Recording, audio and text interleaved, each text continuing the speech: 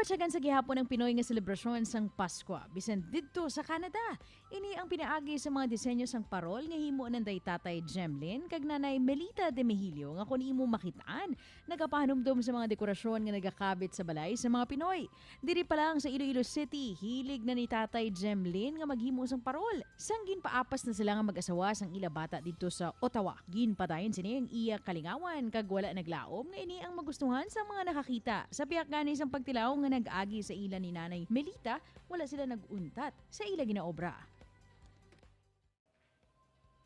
Mga kapuso, Pasko nga Pinoy, mabatsyagan sa Canada tungod sa sini nga mag-asawa nga bugal sang Iloilo City. Ang ilang mga parol, kaangay nga nagapahanumdum sa aton mga kapuso didto sang kasadya sang Pasko diri sa Pilipinas. Gani up din ninyo kami sa mga aga kay aton sila kilalahon.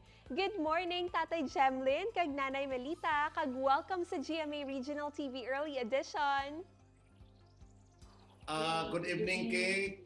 Halin diri sa Ottawa, Canada. 2012 sang nagsaylo kamo sa Canada halin sa Iloilo City. May we know what brought you there? Gin-request kami sang amon anak nga si Eva June. Kay diri na siya katrabaho sa Ottawa more than 10 years already. So amo na nga nakakadto kami di sang 2012. Sa Lapas kami pero may Dimihilyo marketing sang una sa may Quezon de Leon. Amo na amon trabaho. Kag si Mrs. Maestra sa A. Montes Elementary School. Lunsay kamo senior citizen sa inyo pag-abot dira. Kamusta ang adjustments? Primero, medyo magudlay kay firstly ang weather sa aton diraya masyado kainit, baliskat naman dire, masyado katugnaw. And then secondly ang pagkaon.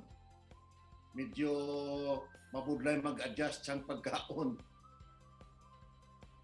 Kilala kamo sa inyo negosyo nga parol. Inigani ang instrumento para mabatsyagan sa mga kasimanwa ta dira ang Pasko sang Pilipinas nga anapinsaran nyo man ini nga himuon.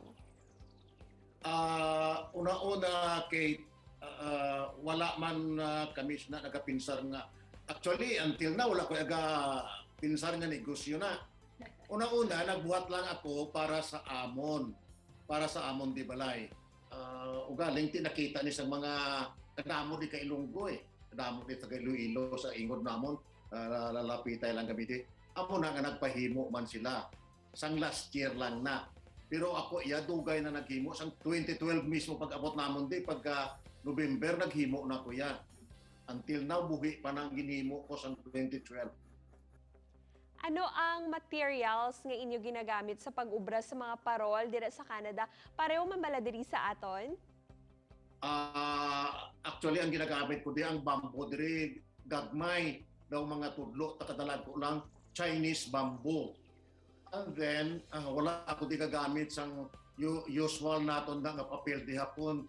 Ang ginagamit ko di sa covering niya, yarn. Like, makita mo ara sa likodo, makita mo ang ginagamit na. Yeah. Kamusta naman ang pagselebrar sang Pasko dira kung ikumparar diri sa aton? Ati, diri ang mga puti, balaan mo kay hindi sila masyado gid. Unlike sa aton daya nga the longest so far nga naga-celebrar sa Pasko among aton ang Pilipinas. Kadamo di sang mga Ilonggo. Ti ka-celebrar man kami.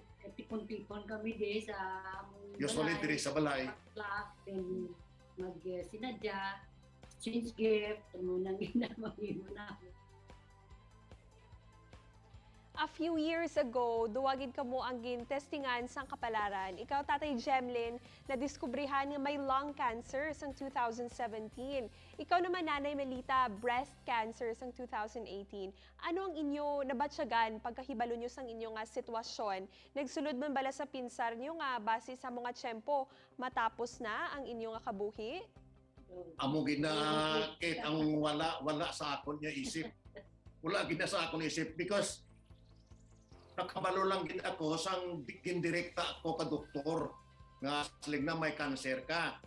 Pero even then, wala man siya sa isip ko gyapon kay wala man ako kit may nabatyagan.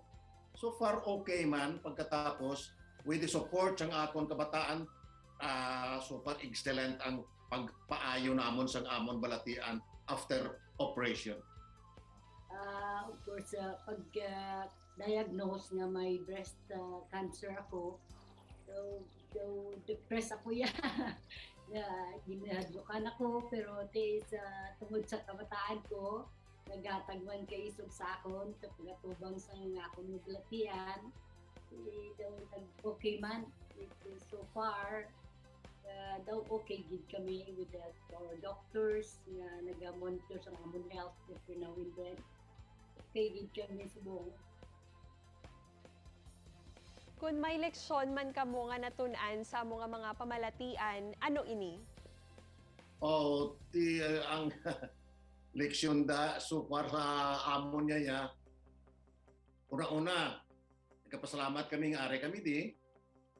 Kahit di kung mga dira kami sa aton, balaan mo naman ang hospital, ang bulong, ang doktor mo.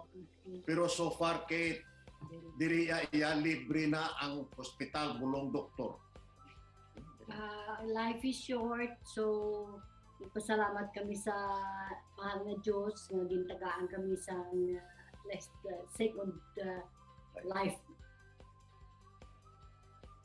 Tatay Jemlyn, Nanay Melita, anong inyong nga mensahe sa inyong mga himata diri sa Western Visayas kag sa aton man nga mga kasimanwa? Amo lang na sana siling kag-inas ni Mrs. nga ang kabuhi ta is to short. So kinahanglan samtang buhi pa ta, we'll have to make good things para sa aton mga isig katawo. Think positive lang. Hindi kita magsaka nga may tapakan kita. Madamo gid nga salamat sa inyo, sa liwat, maayong aga. Kate, madamo man nga salamat sa chimpo mo, Lendri sa amon sa Ottawa, Canada. Duga nga impormasyon kag good vibes sa pagbalik sa GMA Regional TV Early Edition. Ini ang GMA Regional TV Early Edition.